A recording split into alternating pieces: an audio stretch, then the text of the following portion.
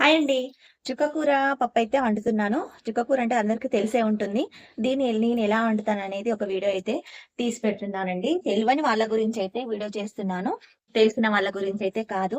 ఇప్పుడైతే కొంచెము మెంతి, ఉల్లిగడ్డ, కరివేపాకు అయితే కడిగి కట్ చేసి పెట్టుకున్నాను. ఇప్పుడైతే పచ్చిమిర్చి అయితే కట్ చేసి పెట్టుకుంటున్నాను. నేనైతే పచ్చిమిర్చి చాకు తోటయితే కట్ చేయను. నైఫ్ తోటే కట్ చేస్తాను. కత్తెరతోటే కట్ చేసుకుంటాను. ఎప్పుడైనా ఇలానే చేసుకుంటాను. కొంచెం ఒకసారి అనుభవం అయింది. చాకుతోటి కట్ చేసుకుంటే కారం బాగున్నాయి పచ్చిమిర్చి అవి. అప్పుడైతే నేను అప్పటినుంచెల్లి కారం అయింది కాబట్టి అప్పటినుంచెలైతే కత్తెరతోటి అయితే ఇప్పుడు కట్ చేసుకున్నాను. ఇప్పుడైతే స్టవ్ ఆన్ చేసుకొని నేనెలా వండుతాననేది ఇప్పుడు చూపిస్తాను. చూడండి పావు వరకు ఆయిల్ పోసుకున్నాను. చేసుకున్న పచ్చిమిర్చి, ఉల్లిగడ్డ, కరివేపాకు, మెంతి అయితే అన్నీ వేసుకొని ఆయిల్‌లో ఫ్రై చేసుకోవాలి. కొంచెం ఆయిల్ వేడెక్కింది, బాగా హీట్ ఎక్కింది కాబట్టి నేను ఫస్ట్ అవేసాను. ఫస్ట్ అయితే జీలకర్ర, ఆవాలైతే వేయాలి. కానీ నా ఆయిల్ అయితే బాగా వేడెక్కుతుంది కాబట్టి ఫస్ట్ అయితే అదేసాను. అది కూడా వేసుకొని ఫ్రై చేసుకుంటాను. ఎప్పుడైనా అంతే. ఏ కర్రీకైనా ఇలానే ఫ్రై చేసుకుంటాను. ఉప్పు వేసుకొని తొందరగా గోలుతాయి. టేస్ట్ కూడా బాగుంటుంది. కొంచెం ఫ్రై అయ్యాక పసుపు అయితే వేసుకుంటాను. పెద్దగా ఎందుకు కోసుకున్నానంటే పచ్చిమిర్చి మేమైతే పచ్చిమిర్చి తినం కాబట్టి తీసేయడానికి కూడా తొందరగా తీసేయొచ్చు. మళ్ళీ పచ్చిమిర్చి కూడా కొంచెం లావుగా ఉన్నాయి కాబట్టి ఇవి పెద్దగా కనిపిస్తున్నాయి. ఇవన్నీ ఫ్రై అయ్యాక నేను పప్పు వేసుకుంటాను చెప్పాను కదా, కొంచెం అయితే వేసుకున్నాను పప్పు.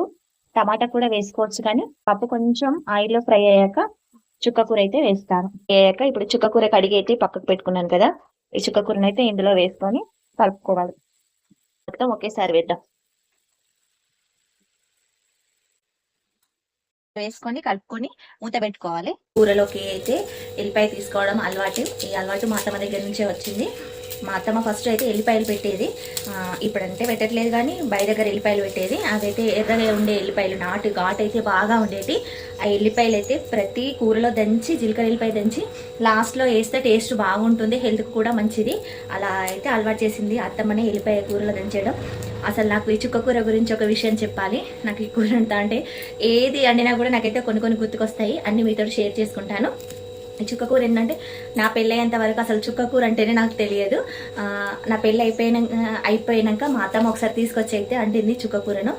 అత్తమ్మ ఎల్లిగడ్డ పండించేదని చెప్పాను కదా, ఆ ఎల్లిగడ్డ సైడ్లకు అయితే పాలకూర, చుక్కకూర అయితే పెట్టేది. అప్పుడైతే తెంపుకొచ్చి మా అత్తమ్మ వండేది. పుల్ల పుల్లగా మస్తు టేస్ట్ ఉండేది. ఆ కూర అండి లాస్ట్లో అయితే ఎల్లిపాయలు అయితే దంచేసేది. నాకు పెళ్ళైనప్పుడు వంట ఏం రాదు, మా అత్తమ్మనే చేసేది. నిజం చెప్పాలంటే చాలా మంచిది మా అత్తమ్మ. వంట అయితే ఎక్కువ రాలేదు. పెళ్ళయ్యాక ఒక 2 ఇయర్స్ వరకైతే 2 ఇయర్స్ వరకు కూడా మా అత్తమ్మనే వంట చేసింది. అప్పుడు నేను అన్నీ నేర్చుకున్నాను. నేను బయట పని చేసేదాన్ని. మా అత్తమ్మ అయితే ఇంట్లో వంట అయితే ఆమెనే చేసేది.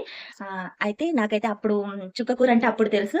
అప్పుడైతే పుల్ల పుల్లగా చాలా బాగుండేది. టేస్ట్ ఉండేది. అప్పటినుంచి నాకు చుక్కకూర అంటే చాలా ఇష్టం.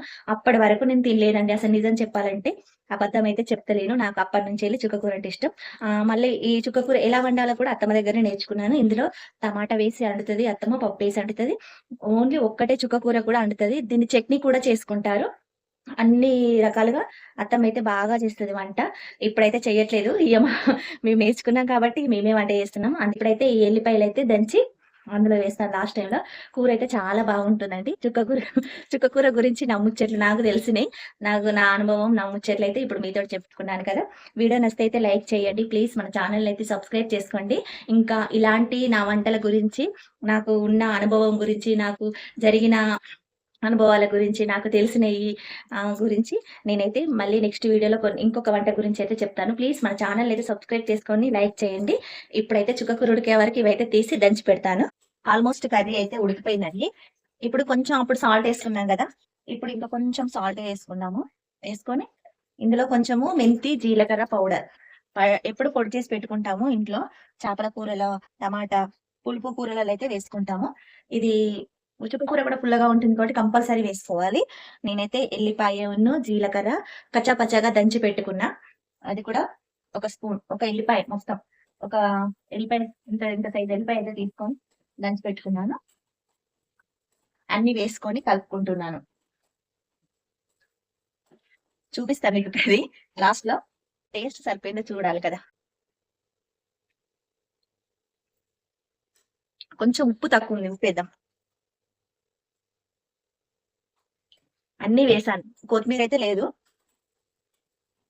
సూపర్ టేస్ట్ ఉంది. కొంచెం ఒక 2 మినిట్స్ అయితే మూత పెట్టి పక్కకు పెడదాం. అక్కలోపు ఇవన్నీ సర్దుకుంటాను. ఓకే.